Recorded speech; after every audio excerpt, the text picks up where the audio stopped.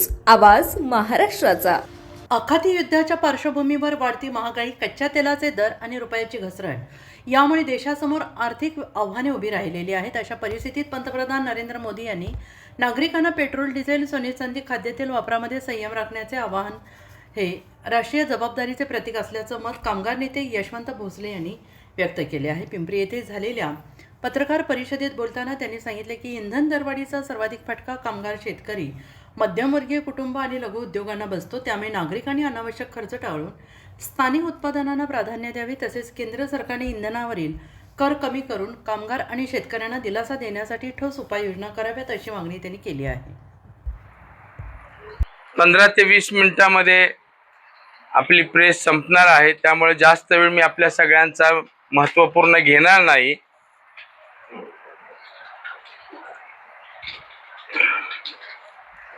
February महिन्यापासून तसं डिसेंबरलाच आखाती युद्धाला सुरुवात झाली आणि त्याचा वणवा मोठ्या प्रमाणामध्ये पेटत गेला।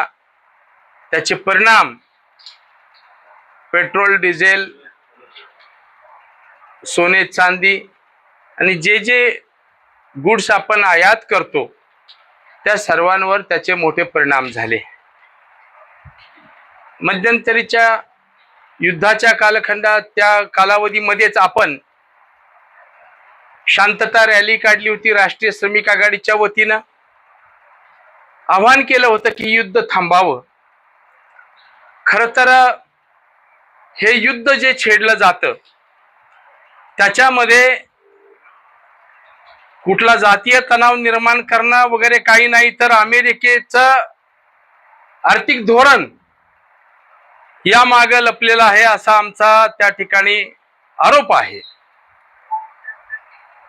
कारण आंतरराष्ट्रीय चलनामध्ये डॉलर हा महत्वपूर्ण धरला जातो आणि जेव्हा युद्ध होतात तेव्हा डॉलरचा दर हा वाढतो। आज इतर देशांची चलनं त्या मानानं कमी होतात, कारण जी काही खरेदी होते, आत्ताही तेल, पेट्रोल असेल, डिझेल असेल, ऑइल असेल, हे खरेदी करायचं असेल तर त्यामध्ये डॉलर मार्फतच खरेदी करा अशा पद्धतीचा प्रतिबंध हा नकळत दबाव हा अमेरिकेचा सर्व देशांवर असतो। त्यामुळे आत्ताही युद्ध कशासाठी लादलं गेलंय तर डॉलरचा भाव जगामध्ये अधिक वाढावा या हेतूनच हे युद्ध राबवलं गेलेलं आहे किंवा लादलं गेलेलं आहे आणि हा एक अमेरिकेचा व्यवसायाचा भाग आहे। आपण सर्वांनी लक्षात घेतलं पाहिजे, ज्या पद्धतीनं देशाचे पंतप्रधान नरेंद्र मोदी यांनी डिप्लोमसी निर्माण केली की आपल्या आखातामध्ये अनेक विमानतळं ही एअरबेस साठी वापरली। युद्धाच्या जागा जबरदस्तीनं त्या ठिकाणी आखातामधल्या तयार करून घेतल्या, परंतु भारत देशाने त्या पद्धतीनं जागा एअरबेस साठी, युद्ध करण्यासाठी आपली जागा दिली नाही, भारत मातेच्या या भूमीवर दिली नाही। त्यामुळे त्या युद्धाच्या झळा आम्हाला पोहोचल्या नाहीत। परंतु आता युद्ध थांबण्याची परिस्थिती दिसत नाही आणि अमेरिकेला कसंही करून ऑइल, डिझेल, पेट्रोल याच्यावर कब्जा करायचा आहे। सोन्यासारख्या ज्या काही बहुमूल्य, ज्यांची किंमत मोठी आहे, अशा वस्तू डॉलरच्याच माध्यमातून खरेदी व्हाव्यात आणि डॉलरचा भाव वाढावा यासाठी हे युद्ध छेडलेलं आहे।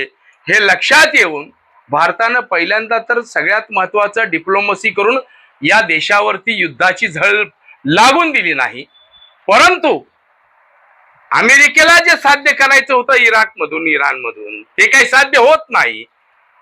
त्यामुळे आता त्यांनी युद्ध अजून वाढवण्याचा प्रयत्न चालवलेला आहे।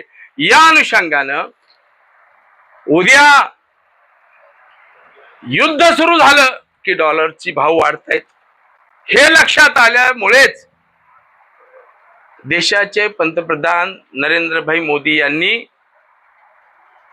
डॉलरची किंमत कुठून वाढणार आहे, आम्ही जास्त पेट्रोल घेतलं, आम्ही जास्त डिझेल घेतलं, आम्ही सोनं खरेदी केलं, तर डॉलरची किंमत वाढणार आहे.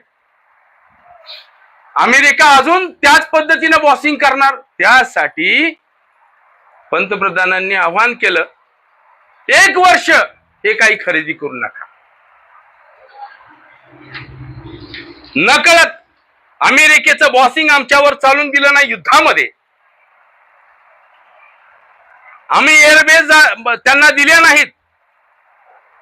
आमच्या देशामध्ये एकही मिसाईल आला नाही.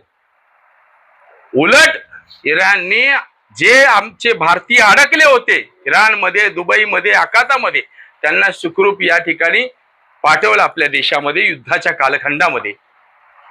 त्यामुळं आज जी परिस्थिती या देशावरती येणारं भावी संकट लक्षात घेऊन देशाचे पंतप्रधान नरेंद्रभाई मोदी यांनी जे आवाहन केलेलं आहे त्या आव्हानाला त्या ठिकाणी भारतीयांनी प्रतिसाद द्यावा असं राष्ट्रीय श्रमिक आघाडीच्या वतीनं सांगण्यात येत आहे.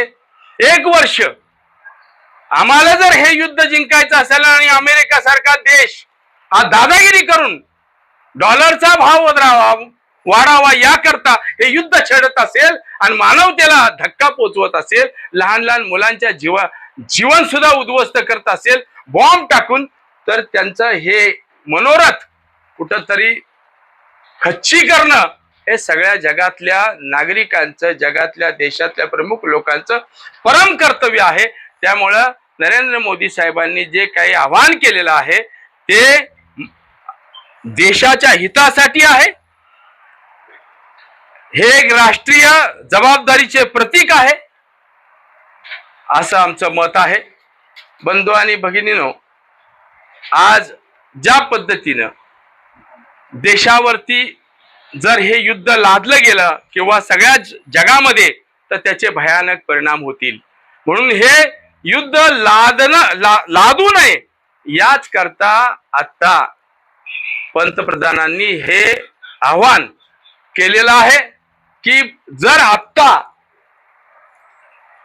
हे सगळं खरेदीच केलं नाही वर्षभर, त्यांना कळत अमेरिका ही बॅकफुटवर येईल आणि इराणवरचं युद्धाची जी परिस्थिती ओढवलेली आहे ती सुद्धा काही शमेल. यासाठी या देशातल्या नागरिकांना त्यांनी आवाहन केलेलं आहे की तुम्ही सोने खरेदी करू. बरं, हे आव्हान पहिल्यांदाच होत आहे का? 1968 साली इंदिरा गांधींनी पण केलं होतं, मोरारजी देसाईंनी पण केलं होतं. आता एक बातमी मी वाचली, पेशवांच्या काळात सुद्धा अशा पद्धतीचं आवाहन करण्यात आलेलं आहे.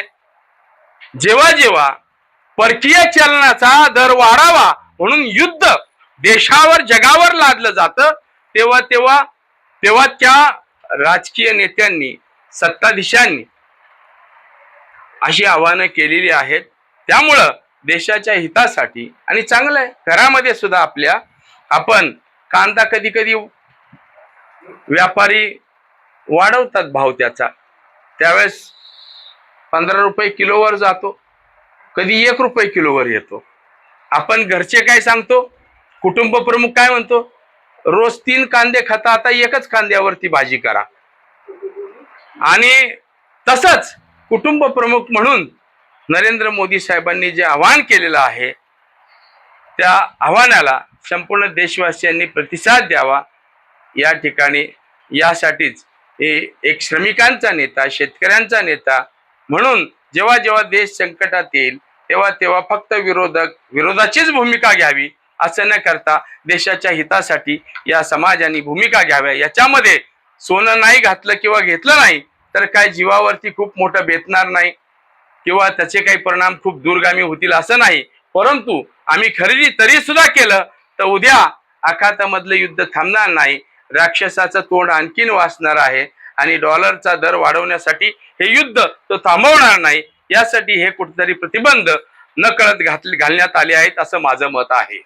यावर आपल्याला काही प्रश्न विचारायचे असेल तर विचारू शकता. धन्यवाद. पुणे तसेच पिंपरी चिंचवड आणि महाराष्ट्रातील महत्त्वाच्या आणि ताज्या बातम्या पाहण्यासाठी महाराष्ट्र 18 न्यूज चॅनलला यूट्यूबवर सबस्क्राईब करा आणि बेल आयकॉन प्रेस करा.